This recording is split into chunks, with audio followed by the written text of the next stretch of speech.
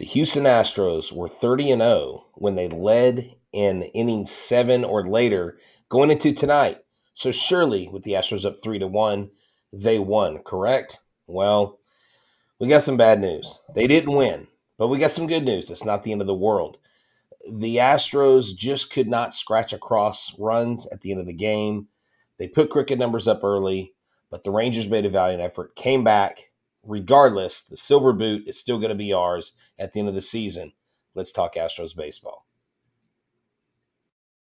Hello and welcome to Locked On Astros, your daily Astros podcast. Here are your hosts, Eric the Man Huysman and Brett H-Town Wheelhouse Chancey.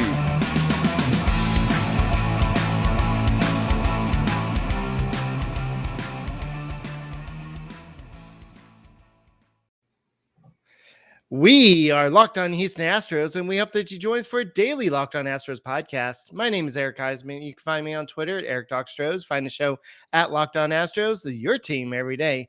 Brett, where can I find you at? They can find me at H-Town Wheelhouse on Twitter and Instagram, at Astros411 on Twitter, Instagram, and Facebook. Always positive. Positive I don't like the Rangers, always Stros. Today's episode is brought to you by Blue Nile. Make your moments sparkle with jewelry from the BlueNile.com, and Locked On Sports listeners will get $50 off purchases of $500 or more. This podcast exclusive includes engagement, so use the code Locked On at checkout. Maybe Martin Maldonado, after allowing 3 stolen bases, needs to go to BlueNile.com and get that taken care of. So thank you guys for making the Locked On Astros podcast your first listen every day. Whether it's on YouTube, make sure you go to YouTube. Just go ahead and search Locked On Astros. Just hit subscribe and continue to listen to us on your way to work, on your way home from work, just on Apple, Odyssey, Spotify, wherever you listen to podcasts. Make us your first listen every day. So, it wasn't a great game. It was a great game for the first, 7 innings or 6.5, I guess. And then all of a sudden, the wheels just kind of came apart. I want to say that Cristian Javier had a nice bounce back. And I think that the kind of game kind of turned around when, was it Garcia who kind of leaped over the wall to catch Alvarez's home run, or would have been home run, that kind of changed the outcome of the game? Well, I mean, that obviously changed the outcome of the game because we'd be going into extra innings at 5-5. But really, what really threw things off were the 2 stolen bases where the Rangers got runs. And Neris came in. He gave up 2 hits and 1 run. One of those was charged to Javier. Martin Maldonado, he missed throwing those runners out. And what happened was when he missed the first runner, they gave up a bloop single where that runner ended up scoring. And so you had 4 of the 5 batters reach base against Neris. In that time in the game, the 2 stolen bases actually created 2 of those runs. So 2 of those runs don't happen if the errors don't happen. There was a pass ball that Martin Maldonado missed severely. It was a wild pitch, I think. Right. Yes. It was a spiked pitch. So that wasn't on Martin Maldonado. But at the same time, he did not have a good game. He didn't have a good game behind the plate. And I know all the buzz, if you are a part of social media or any kind of Twitter Astros feed, you saw the bouncing back and forth of what to do with Maldonado, and everybody's up in arms, and everybody loves Maldi, everybody hates Maldi, and I don't think the answer is removing him from the team. But when your offense is not scoring as much as they really should against the Rangers and Hearn, I mean, they should have put up 6 or 7 runs against Hearn. Hearn got lit up last time we played him, I believe. And so you hate to see the Astros come into Arlington and lose the first game. The Rangers always play us hard. And, I mean, look at Garcia. Adolis Garcia is an Astros killer, and he killed us tonight. Yeah, against the rest of the league, he's just an average player. But because he plays in AL West, he plays the Astros 19 times a year. He's Yeah. going to have about majority of his RBIs against the Houston Astros. So it just so happens that he got drafted, or no, I don't think he got drafted. I think he either was a DFA from somebody else, and the Rangers picked him up, and the Rangers are thinking that team. So yeah, so Dolis Garcia is one of those guys that is a Astros killer. He's going to be like that, and he only had one hit on game, but it was a big hit. I don't know if it was the go-ahead run, but it was the tying run, I believe, and then Calhoun got the go-ahead run, and but you had Simeon, who's all of a sudden learned how to re-hit it now, and so he's starting to turn into that guy you can count on. His on base percentage is still below 300, but his batting average is creeping up. It was way below the Maldonado territory for a while there, but he's creeping up to respectability.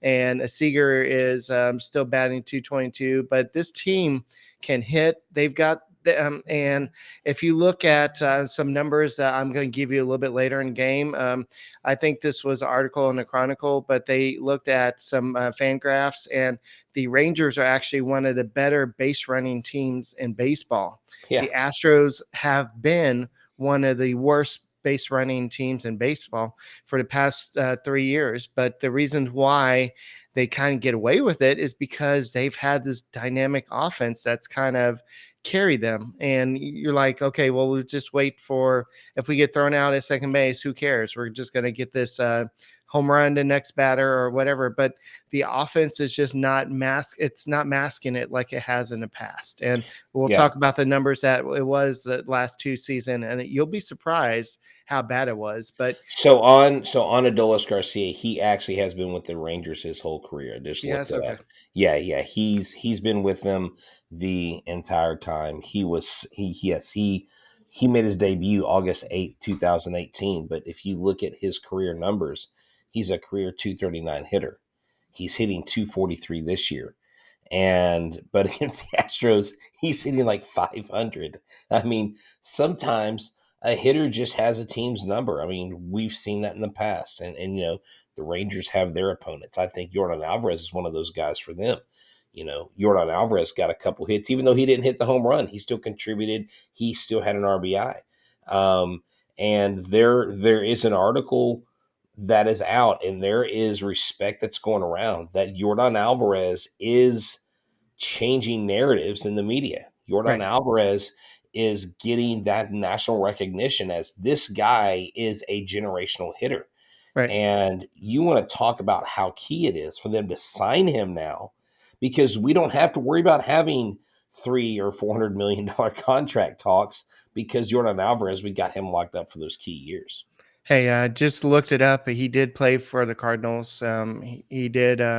He was. I'm looking at his transaction page. He signed as a free agent with the Okay. You're Cardinals. right. Okay. In 2018, he played in 21 games. You're right. Okay. Yeah. 21 games, 17 plate appearances. All right.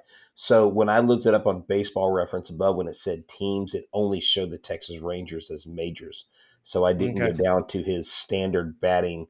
Yeah, he was purchased from the that's on me. Rangers Okay. on December 21st in 2019, and I believe that's when he was DFA'd or something. Hey, you know what? Eric. Yeah. Just like the Astros make base running errors, sometimes we make transcript errors. So Yeah, hey, because I remember that, because I was like, how did they get this guy that become a stud and an Astros killer? But yeah, it happens, and so he has a majority of his it's against the Astros killer for the rest of his career. But you know what? Sometimes you're going to have these mistakes, and it's like you're going to have these parts that you need to replace. And sometimes you have to go to rockauto.com. Yeah, so rockauto.com is a great place that you can get the parts you need at the prices you want and the prices you can afford. We all know things are going a little crazy with inflation and prices, but see, rockauto.com, they are family owned. They save you 100%, sometimes more than what you get at a dealership, sometimes 30, sometimes 50, but any amount of savings these days is a good thing. And if your car isn't working, how are you going to drive to the dealership? How are you going to drive to the store? Well, you're like, okay, well, I'll get my car towed. Yeah, well, that's extra money. So forget all the hassle, forget all the worry.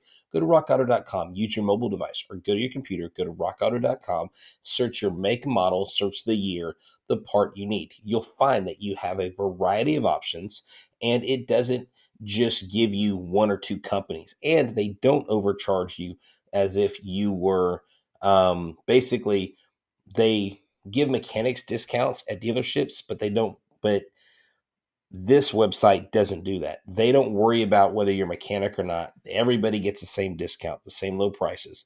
So go to rockauto.com, order your parts that you need. And when you get to the how do you hear about us box, write locked on to let them know that we sent you. There's an amazing selection, the reliable low prices, all the parts your car will ever need. Rockauto.com. All right, guys, the draft is coming up, and we're talking about the NBA draft. The Rockets have the number 3 overall pick, unless they decide to trade it. But the ultimate NBA mock draft starts June 16 with over 50 insiders. Nothing equals the ultimate NBA mock draft. The Locked On NBA Big Board draft experts plus Odyssey insiders. First pick is June 16th. Search Ultimate NBA Draft Mock Draft and follow now so you don't miss a pick. Go and check it out. I know Brett and I will be curious to see who the Rockets are going to pick because we're both big Rockets fans. I mean, Astros first, but of course, but we're also big Rockets fans. But speaking of Rockets, we got the Hector Neris's ERA skyrocketing a little bit. I have some numbers here, and we'll talk a little bit about Cristian Javier because I want to kind of get this out of the way right now. But in his first 22 games, Hector Neris had, his first 22 and 1/3 innings pitch, he allowed only 12 hits, only 5 earned runs, only 3 walks. He had a 2.01 ERA. That was his first 22 and 1/3 innings pitch. I didn't look to see how many games that was. I apologize. But over his last 5 games, guys, he has 4 innings pitched, 5 hits, 6 runs, 3 walks, a 13.5 ERA. That's crazy. And it's if you're looking at what's going on, you can't blame it all on what happened in the game versus Seattle Mariners. Yeah, he hasn't seemed like he had the same confidence, but this goes back to that game versus the Royals where this all started.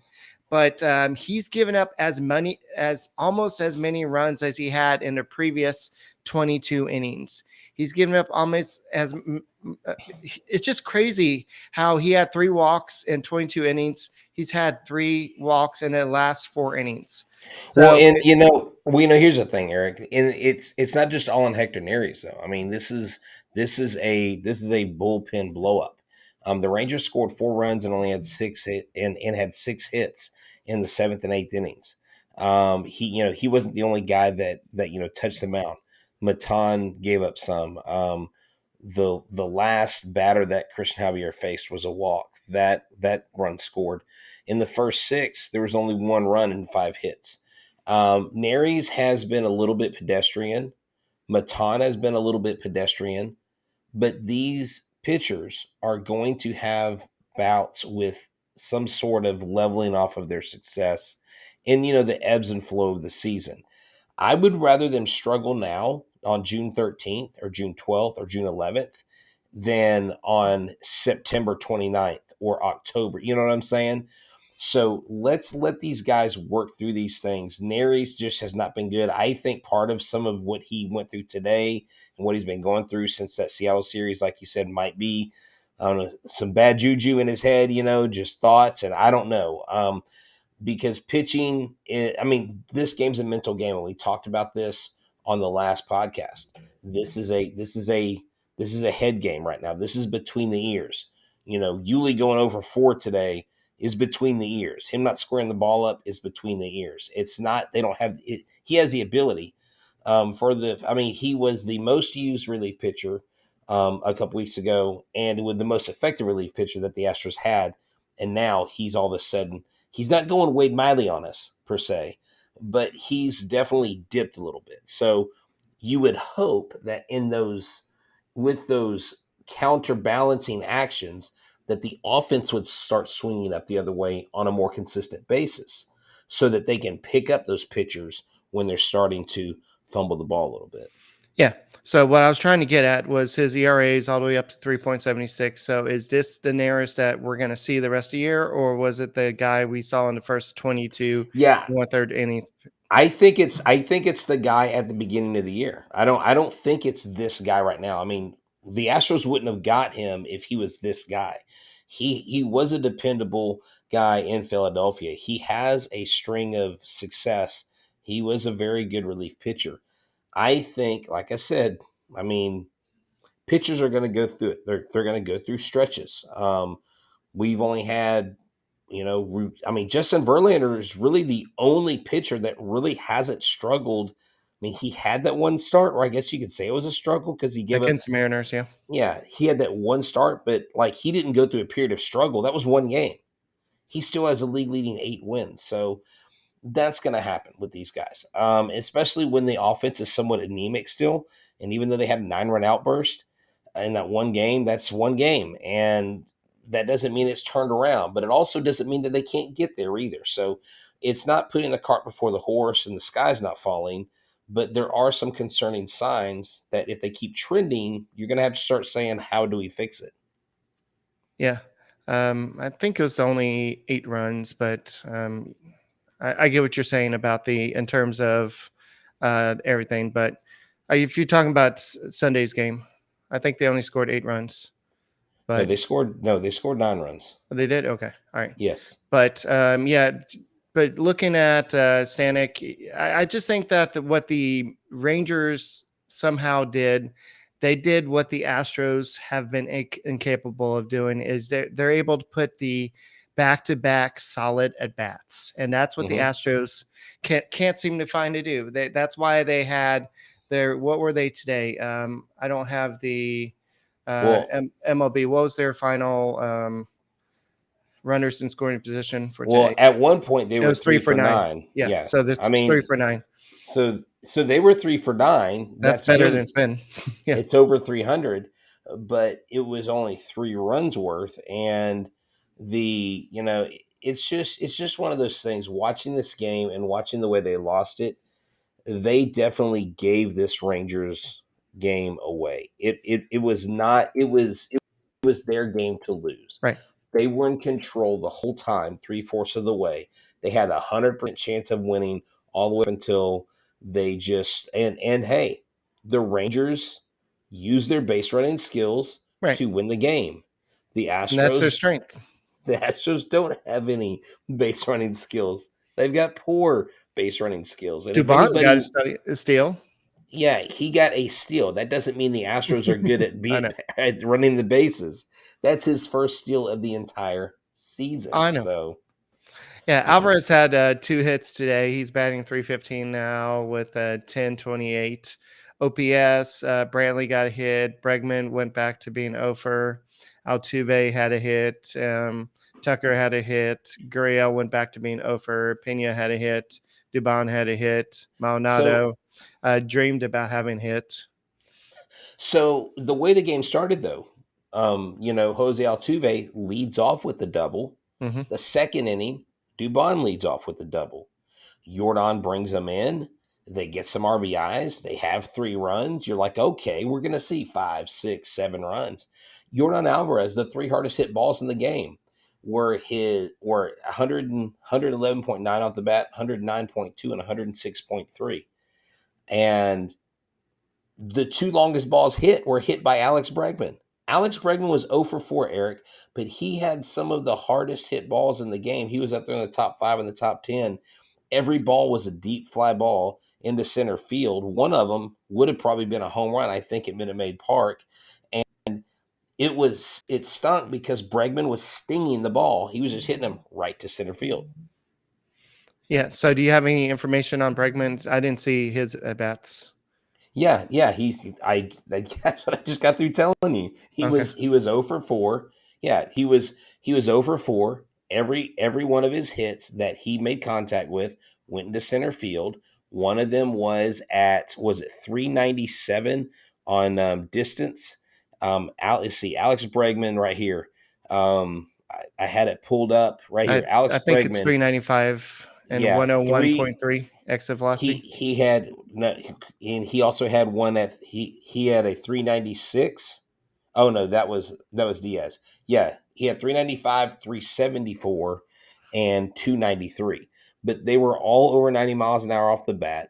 They all had a huge expected batting average for Bregman's out was 750. The other one was like 530 for his other one. I mean, Bregman could have easily had a couple home runs in So this he's game. making a little bit better contact still. Oh, he made Yeah. solid contact today. That's what stunk about his at bats. Now, Yuli Gurriel, like, I mean, he could have gone up and tried to bunt and would have been more successful today. He keeps popping the ball up. He cannot put the bat on the ball to save his life. He can't square it up. And I don't know if it's mechanical. I don't know if it's mental. Everybody's like, oh, he needs to be fat Yuli again. No, it has nothing to do with his diet. It's there's something going on up here. And you know, Altuve, when he got his double, like he smiled the entire inning. He was smiling. I was like, okay, there's a fun Altuve. Here's all right, fun Right. game. Yeah. And it If just you didn't happen. if you look at Bregman, one thing he's doing, he's getting on base. What is he on? No, A he 19 does. game on base Yes. streak, and Oh, he's and yeah, he's 19 on base streak. Kyle Tucker extended his hitting streak to 12 games. I mean, so there are positives to draw from this game. They just freaking poo-pooed the bed at the end of the game and lost it. Christian Javier had a bounce back game after Yeah. not going 5 innings. He went 6 innings, only allowed 5 hits, 2 earned runs, 3 walks, 7 strikeouts. Dusty Baker tried to get that extra inning out of him. I think that And was yeah, more of a confidence booster for him to say, I "Hey, agree. this is your chance to get one more batter. Go out there and get him." But when he And walked that I hitter, think had he struck out that batter, he would have given him another batter.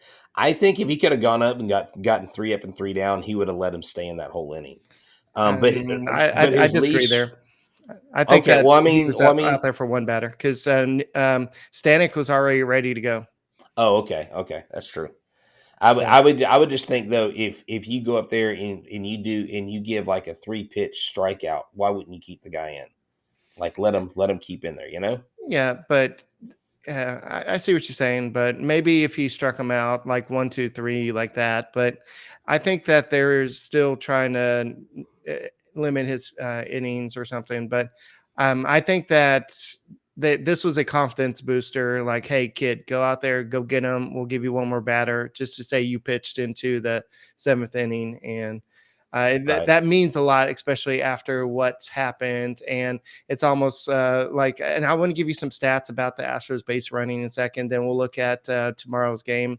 But before we do that, let's talk about something you can do maybe for your fathers or for Father's Day, or maybe you have a significant other's birthday coming up or something, anniversary.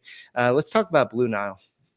Okay, at BlueNile.com, you can celebrate all of life's special moments, from creating the custom engagement ring of her dreams to gifting a classic and timeless jewelry piece at all prices you won't find in your traditional jeweler.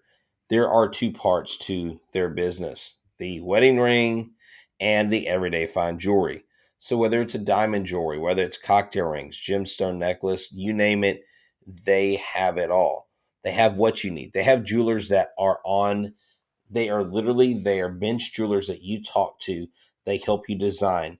You tell them what clarity, the shape, how to set the stone, all these things, the size of the ring, what you want it to entail. They uniquely design what you come up with, and they design it with you. Whether you're ready to pop the question or you're celebrating a milestone moment, fine jewelry is always a unique gift to give her. And and you have the modern convenience of online shopping at BlueNile.com. Looking for fine jewelry and having trouble finding it? Go to Blue Nile. Make your moment sparkle with jewelry at BlueNile.com. And Locked On Astros listeners get $50 off purchases of $500 or more. This podcast exclusive includes engagement rings. Use the code Locked On, and the code Locked On plus every order is insured, ships free, and arrives in discreet packaging and won't give away what's inside. Shop stress free and find your forever peace. Go to BlueNile.com today. Alrighty, so the Astros are 4-6 in their last 10 games. Part of it you can say has to do with their lack of hitting. Part of it has to do with their lack of hitting in gets back-to-back situations, getting like the Rangers did today. They get the clutch hits, the hits when they need to do. That's what you could say the Marlins did also against them this weekend. But Chandler Rome in the Chronicle put out some good numbers this weekend, and it's kind of scary. The Astros have made 26 outs on the bases this season. Only the Tampa Bay Rays have made more outs. During their 6-game homestand against the Mariners and the Marlins, the Astros made 10 outs on the base paths. This does not include a pickoff, a force out, or a caught stealing. So this is something like if you overrun a base or something like that. So the Astros also lead the sport with 11 outs made at second base. Martin Maldonado and Yordan Alvarez made 2 of them during the series loss against the Marlins. We remember Alvarez, he kind of came off the base and all this. And then also 3 of Altuve's outs this season have arrived at home plate. 2 of them came at the last homestand. Yep. So we were there. Yeah, we were there. So we see this a lot with teams that have a lot of power, and they kind of wait for the long ball. Then they kind of expect the home run, and then the hitter kind of strikes out instead, or swings and misses, or something like this. So Fangraphs actually made a metric. It's called the BSR metric, and it turns stolen bases, caught stealings, and all other base running plays into runs above or below average. And the Astros entered Monday's game against the Rangers with a negative 2.6 BSR.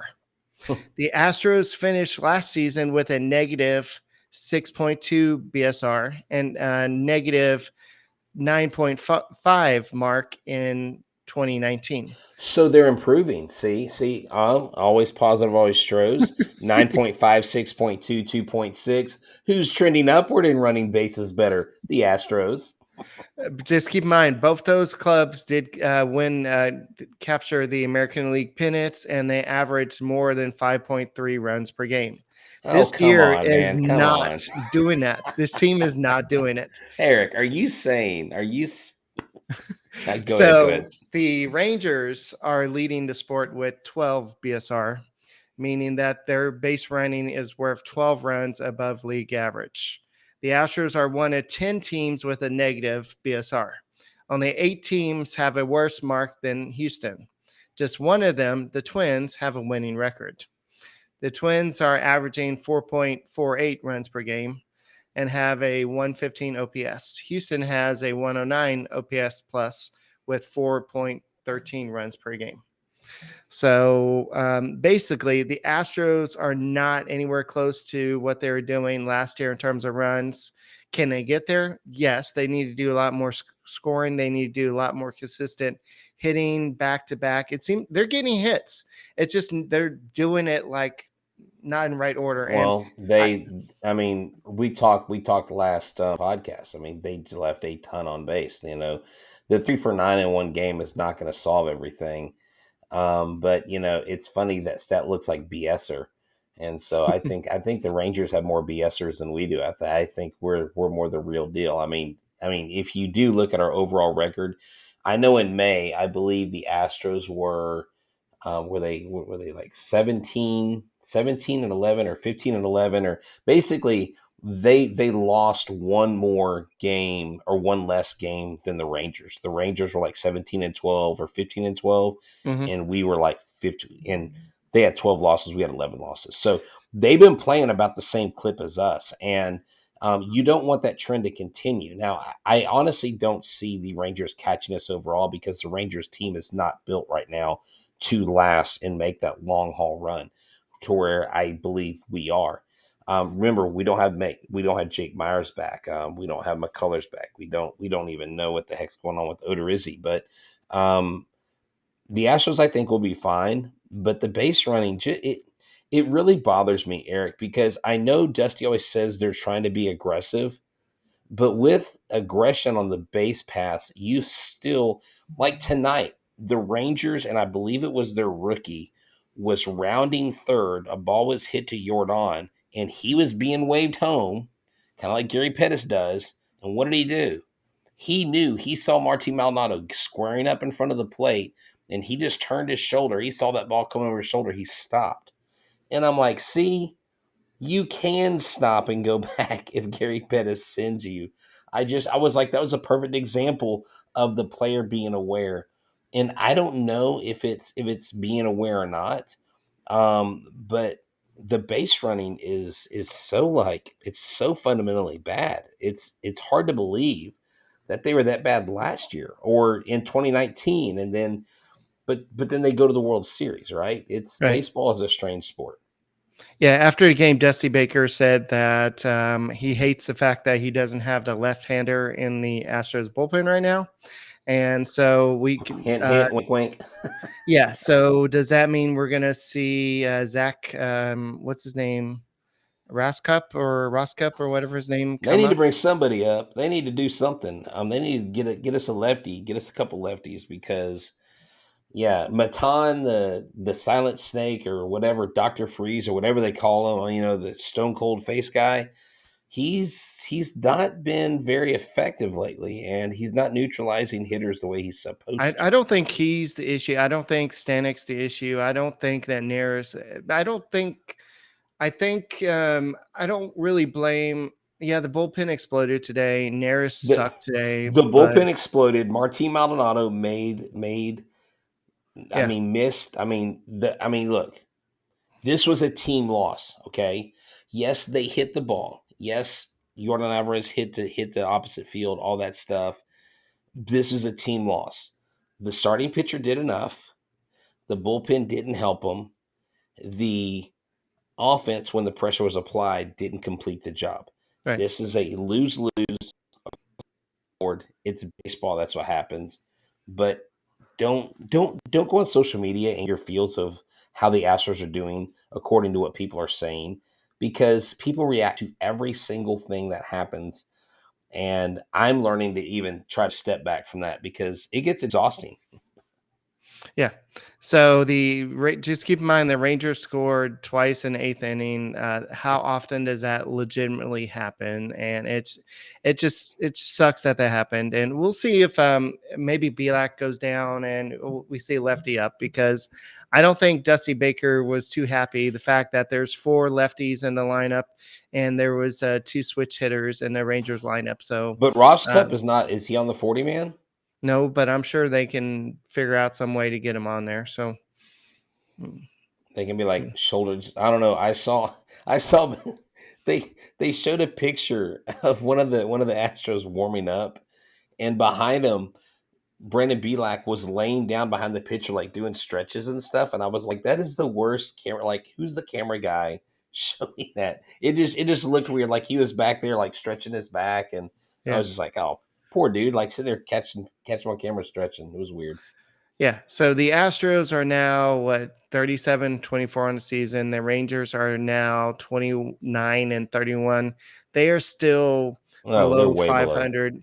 Man, they are leading the league in the major leagues in stolen bases with 52. That's why their BSR is so high.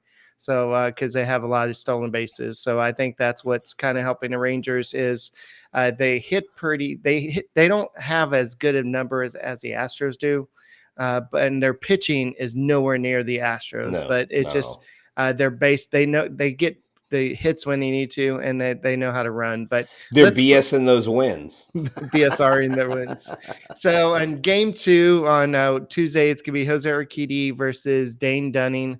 Urquidy is 5-3 with a 5.04 ERA, 43 strikeouts. Dane Dunning with a 1-4 record and 4.41 ERA with 64 strikeouts.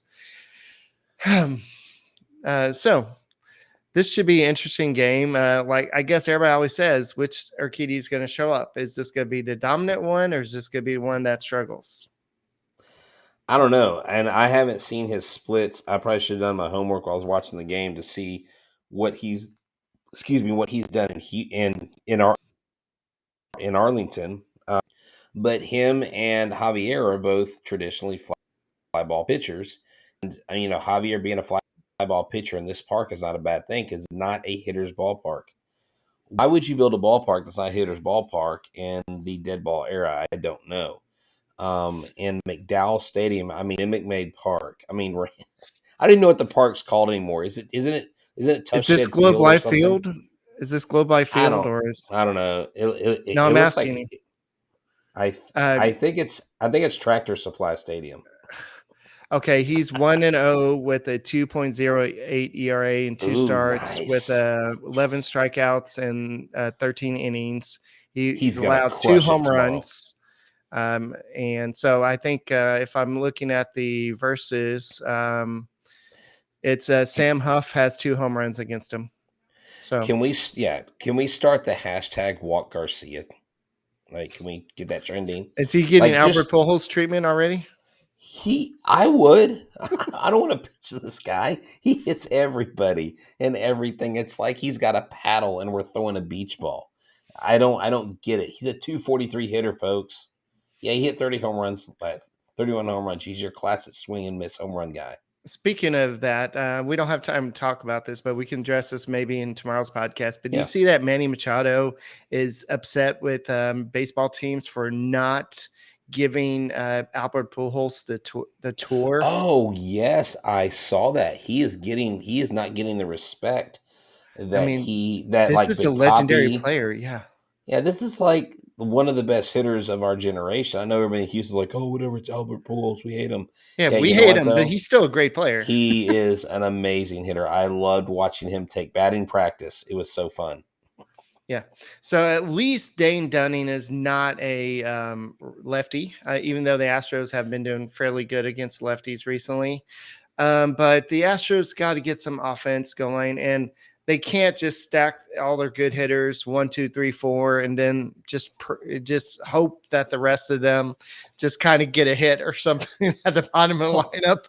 Hold on. Wait, are you saying we only have 4 good hitters, Eric? No, come on, man. Just like let's just go and put Altuve, Brantley, then Alvarez, Tucker, Pena. No, hey, dude, shake it up. I say put Castro at first, put Chaz in left, put Dubon in center, put Kyle Tucker at third. Let's just shake it up, man. Let's just upset the apple cart. Let if Diaz was playing better, then you say, yeah, let's play him more. If I know Dubon hasn't been given a lot of opportunities. Dubon and Diaz don't even get to play that much. Dude, look, we've got holes on this team. The biggest holes on this team are first base and catcher. And if anybody denies that, and look, I love Maldonado and I love Yuli Gurriel. I just don't know what to do with them right now. Do you go out and do you bring up somebody? Do you try to give JJ Metajevic an actual shot and some actual at bats where he's not batting? He's crushing it in AAA, but when you bring him up on a limited scope and his first at bat as a major leaguer is with bases loaded and 2 outs in a pressure situation, and then he tanks the rest of the games, what do you expect the guy to do? Yeah. They set him up for failure. Give him a chance. If he fails, he fails. But he can't be any worse than what Yuli's doing. Maybe Yuli needs a reset. Maybe Yuli needs 2 or 3 games rest. Maybe, I don't know. I just, at some point. Drop him to the 9 spot. But send a message. Dusty doesn't send messages. He doesn't do that. Dusty is the ultimate player's coach. Dusty is the guy that will look at you, Eric. Eric, you could be 0 for 22. He could say, Eric, look, I know you haven't gotten a hit in 22 at bats. But I remember what you did in 2015. Yeah. Do you remember back in 2010 when you came up as a rookie and you hit that grand slam off of us? But that's how Dusty tries to help them in the mind game. Anyways, we've probably gone too long. Hey, you know what? Despite the loss, There's some good things that happened, and we live to see another day. It's Astros baseball. It's still the best team on the planet. Thanks for watching us. Thanks for listening. We appreciate y'all. All right. And thank you for listening to Locked On Astros podcast. My name is Eric Huysman. He is Brett Chancey. We are the Locked On Astros podcast. Make sure you make us your first listen every day and tune in to Sully over the Locked On MLB podcast. And we'll see you tomorrow. And hopefully we'll be talking about Astros victory. Go Astros.